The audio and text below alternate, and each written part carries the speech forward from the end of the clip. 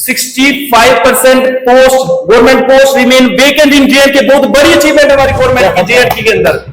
एक और मैं बात करता हूं, हमारे यहाँ पे रोड्स तो है लेकिन उनमें गाड़ियां नहीं चल सकती, ये कंडीशन है। हमारे यहाँ पे कॉलेजेस हैं, हमारे यहाँ पे हाई सेकेंडरीज है, उन कॉलेजेस उन हाई सेकेंडरी के अंदर कोई टीचर नहीं है, ये बहुत बड़ी अचीवमेंट है। क्या बात।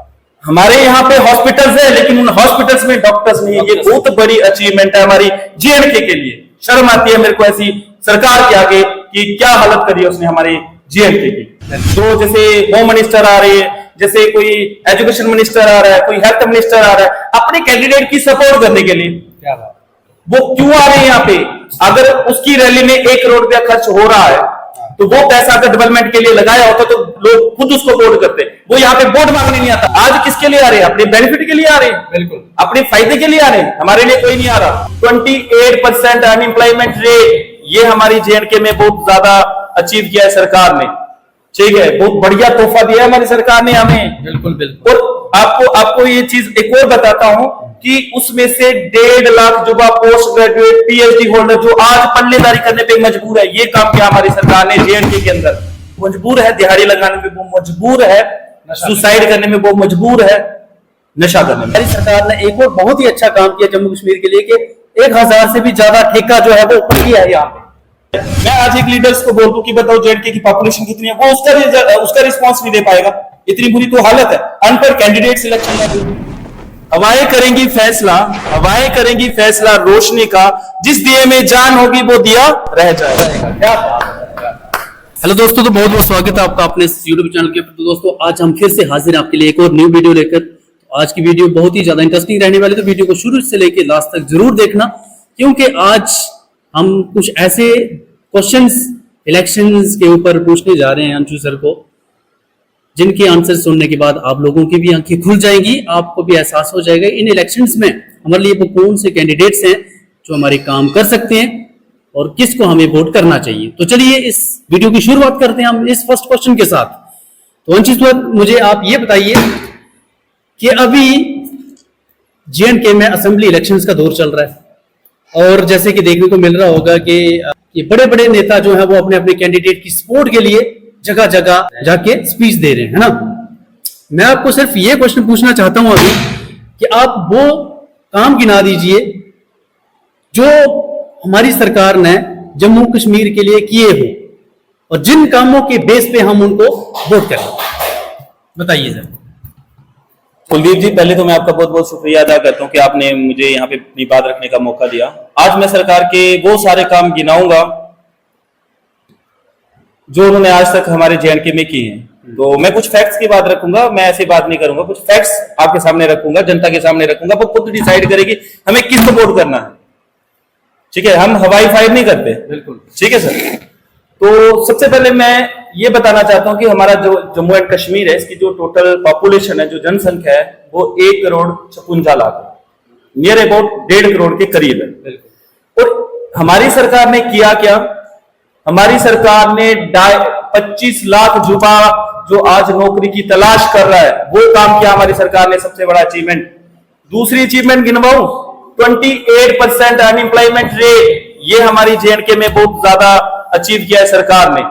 ठीक है, बहुत बढ़िया तोहफा दिया है हमारी सरकार ने हमें, बिल्कुल बिल्कुल। और आपको ये चीज एक और बताता हूं कि उसमें से 1.5 लाख युवा पोस्ट ग्रेजुएट पीएचडी होल्डर जो आज पल्लेदारी करने पे मजबूर है, ये काम किया हमारी सरकार ने जेएनके के अंदर। क्या बात। उसके बाद और बताता हूं, जो मैंने 1.5 लाख का आपको बताया है, इसमें post graduate PhD scholars, MPhil holders, engineer, जितने भी स्टूडेंट है उन सभी का बता रहा हूं, जो पोस्ट ग्रेजुएट से अब की एजुकेशन जिनके पास है, या जो पोस्ट ग्रेजुएट बीएड होल्डर जो स्टूडेंट्स है, उनके बारे में बता रहा हूं। और वो लोग जिनकी उम्र 29 साल से कम है, 29 साल से कम है, 18 साल से ज्यादा, 29 साल से कम, वो युवा 1.5 लाख बेरोजगार है, उसको जॉब नहीं मिली। 70% हमारे पास जो युवा है, 70% वो अंडर एम्प्लॉयड है। अंडर एम्प्लॉयड का मतलब आप समझते हो? अंडर एम्प्लॉयड वो रहता है कि जैसे सपोज करो एक इंजीनियर है, ठीक है, उसने इंजीनियर की पढ़ाई करी हुई है और उसको जॉब मिली है एज ए पीएन की। जैसे एक एमफिल होल्डर बंदा है, वो जॉब कर रहा है क्लरिकल की या पीएन की, वो है अंडर एम्प्लॉयमेंट, मींस कि उसके लेवल की उसको जॉब नहीं दी जाती। ऐसे 70% है। ये सारे जो काम है ये जनता तक नहीं पहुंचाए जाते। इसके पीछे एक बहुत बड़ा रीजन है, क्योंकि उनका वोट बैंक खत्म हो जाता है। और आप सभी लोग इन चीजों को ध्यान में रख के वोट करना, ठीक है, जिससे कि गवर्नमेंट को भी पता चले कि आज तक हमने जेएनके में किया क्या। सर एक तो आपने अनएम्प्लॉयमेंट का मुद्दा उठाया, यहाँ पे हमारे ऑडियंस को बताया कि रियलिटी क्या है, कितना युवा इस टाइम अनएम्प्लॉयड जम्मू कश्मीर में आवारा घूम रहा है। हमारे उसके बाद मुझे दूसरा कोई काम गिनवा दो, जैसे कि अभी चर्चा में आ रहा है कि हमारी सरकार ने एक और बहुत ही अच्छा काम किया जम्मू कश्मीर के लिए कि 1000 से भी ज्यादा ठेका जो है वो ऊपर किया है यहाँ पे। देखो इस थोड़ा मैं सबसे पहले ठेके की बात करता हूँ। ये जो वाइन शॉप्स वगैरह ओपन हो रही हैं, ये क्यों ओपन हो रही है? क्योंकि इससे बहुत ज्यादा रेवेन्यू जाता है गवर्नमेंट को, और ये जो रेवेन्यू है वो उनके मींस की बड़े बड़े पेट भरते हैं इस रेवेन्यू से, इस टैक्स के पैसे से। और ये जो टैक्स का पैसा ये यूटिलाइज किया जाता है रैलियों में। अब मैं एक चीज बताता हूँ, जो बड़े बड़े लीडर्स हैं, जो जैसे होम मिनिस्टर आ रही है, जैसे कोई एजुकेशन मिनिस्टर आ रहा है, कोई हेल्थ मिनिस्टर आ रहा है, अपने कैंडिडेट की सपोर्ट करने के लिए क्या बात, वो क्यों आ रहे हैं यहाँ पे? अगर उसकी रैली में 1 करोड़ रुपया खर्च हो रहा है तो वो पैसा अगर डेवलपमेंट के लिए लगाया होता तो लोग खुद उसको वोट करते। वो यहाँ पे वोट मांगने नहीं आता। अगर कोई कैजुअलिटी हो जाती है, इन केस कोई एक्सीडेंट हो जाता है, इन केस किसी सपोज करो यहाँ पे अर्थक्वेक आ गया, फ्लड आ गया, तब तो कोई मिनिस्टर नहीं हमें दिखता, ठीक है। और जनता अवेयर हो गई है, सोच समझ के वोट करेगी। अभी मैं एक और फैक्ट आपके सामने रखूंगा।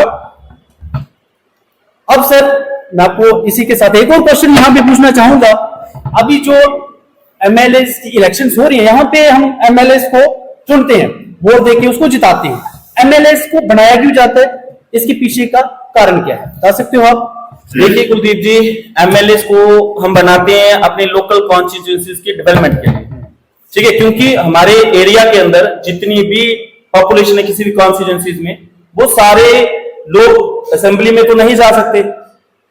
हम उनमें से कोई एक ऐसा रिप्रेजेंटेटिव ढूंढना पड़ता है जो हमारे लोकल इश्यूज की बात गवर्नमेंट तक पहुंचाए, हमारे एरिया की डेवलपमेंट की बात करे। अभी एक और चीज बताता हूं कि अगर आपको कैंडिडेट्स का चयन करना है कि जो लास्ट पिछले इलेक्शंस में खड़ा हुआ था, जीता था, तो एक हमारी गवर्नमेंट ने एक वेबसाइट रिलीज करी है। उस वेबसाइट पे आप देख सकते हो कि वो कितने एमपी लेड फंड्स रिलीज करवाते हैं अपने लोकल एरिया की डेवलपमेंट के लिए, ठीक है। और इसका जो क्राइटेरिया है वो 3 crore to 4 crore per year अपनी कॉन्स्टिट्यूएंसीज में वो डेवलपमेंट करवा सकता है इस पैसे से। लेकिन वो पैसा मेरे को नहीं लगता कि कॉन्स्टिट्यूएंसीज में यूटिलाइज होता है, ठीक है। ये जो एमएलए रहते हैं ये सिर्फ पेट भरने के लिए नहीं हम इनको चुनते, और ना ही हम इनको चुनते हैं अभी आईपी पर्सन के लिए। हम इनको चुनते हैं अपने एरिया की डेवलपमेंट के लिए। हम इनको इसलिए वोट करते हैं ताकि हमारी जो रोजमर्रा की मुश्किलात है, जैसे रोटी हो गया, कपड़ा हो गया, मकान हो गया, जैसे बिजली होगी, सड़क होगी, साफ पीने का पानी हो गया, ये सहूलतें हमें उपलब्ध करवाए। हम इनको चुनते हैं कि हमारे यहाँ पे एजुकेशन सेक्टर इंप्रूव हो। हम इनको चुनते हैं ताकि हमारे रूरल एरियाज डेवलप करें, इसलिए हम इनको वोट करते हैं। हम इनको इसलिए वोट नहीं करते कि हाँ भी वोट लो और जाके असेंबली में बैठ जाओ, या जम्मू में बैठ जाओ, दिल्ली में जाके बैठ जाओ, इसलिए हम इनको वोट नहीं करते। इनको वोट किस लिए करते हैं, इनका काम क्या है, पहले इनको ये रियलाइज करवाया जाए। जैसे गवर्नमेंट ने जैसे ये कानून बनाते हैं, लॉज बनाते हैं, क्या भी कोई डॉक्टर है तो उसके पास डॉक्टर की डिग्री कंपलसरी होनी चाहिए। मैं भी एक क्वेश्चन रखता हूं कि जो पॉलिटिकल लीडर है उसके पास मास्टर इन पॉलिटिकल साइंस होना जरूरी है। उसमें पढ़ाया जाता है कि कैसे हमें रूल करना है, किस कौन सी ऐसी स्ट्रेटेजी से अडॉप्ट करनी है। ये अनपढ़ लीडर लोग चल पड़ते हैं नेतागिरी करने। इनके पास ना तो कोई जानकारी होती है, ना तो इनको कुछ पता होता है, सिर्फ हवाई फायर करते हैं, और कोई भी इनके पास इतनी ज्यादा कैपेबिलिटी नहीं है कि इनको काम कैसे करना है, उसके रिलेटेड इनको कोई भी जानकारी नहीं रहती है। तो जैसे कि सर 2014 में बीजेपी सरकार जो थी वो सत्ता में आई थी, और उन्होंने एक नारा दिया था कि सबका साथ सबका विकास, कि हम अच्छे दिन लाएंगे। तो क्या आपको लगता है कि अभी अच्छे दिन हमारे चल रहे हैं? जैसे कि डॉक्टर रामेश्वर जी की मैं बात करूंगा, उन्होंने जैसे कि कल की एक स्पीच दी, उसमें उन्होंने एक जो लाइन बोली है वो मेरे दिल के बहुत ज्यादा करीब है।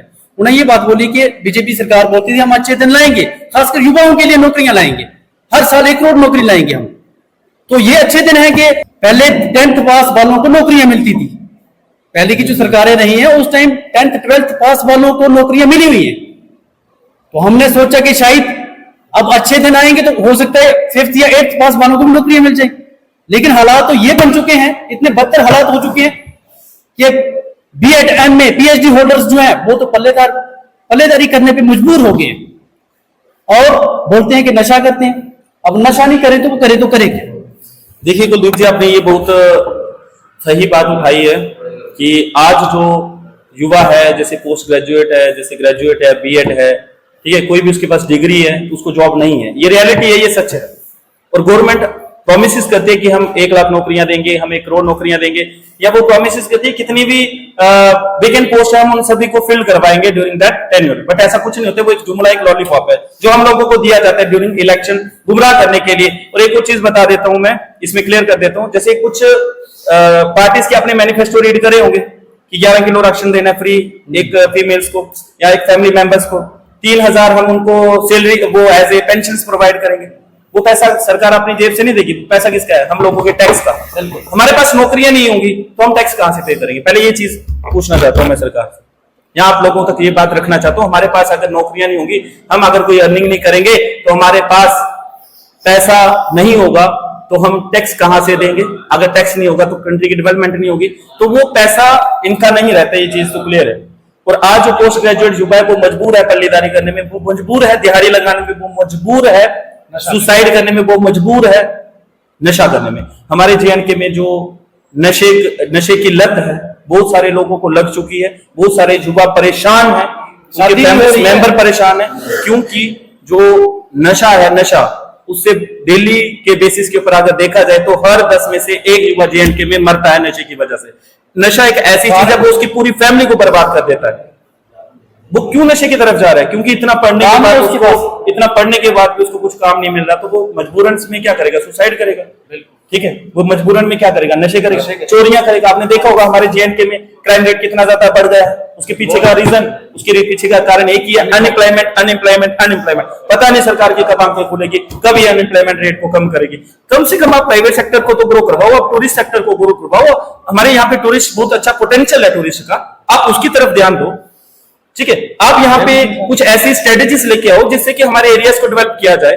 आप रोड बनाते तो हो, लेकिन उस रोड पे इंसान भी नहीं चल सकते। मैंने बहुत जगह पे ऐसा चीज देखी हुई है। अभी पीछे एक्सीडेंट हुआ था सिटी वाले रोड में, हमारे आर्मी के 2 जवान मर गए थे, बहुत दुखद घटना थी। उस रोड को बने हुए 30 से 40 साल हो गए हैं, लेकिन आज भी वहां पे 2-2 फुट 3-3 फुट गहरा खड्डा है। और उस रोड की जो विड्थ है, जो चौड़ाई है, वो चौड़ाई सिर्फ और सिर्फ 6 या 7 फीट है, उससे ज्यादा नहीं है। एक्सीडेंट नहीं होंगे तो और क्या होगा? ये सरकार बोलती है हम तो बहुत कुछ कर रहे हैं, क्या कर रहे हैं? कुछ नहीं कर रहे हैं। हर घर में नलका है, लेकिन पानी नहीं उसमें आता। बिजली की तारें लगी हुई हैं, लाइट नहीं है। आज भी हम किस जिंदगी में जी रहे हैं? आजादी से पहले की। 70 साल हो गए हमारे देश को आजाद हुए, फिर भी हमारे जेएनके में 68% लिटरेसी रेट है और 32% इलिटरेसी रेट है, लेकिन स्टाफ नहीं है। हाँ, वो रियलिटी है सर।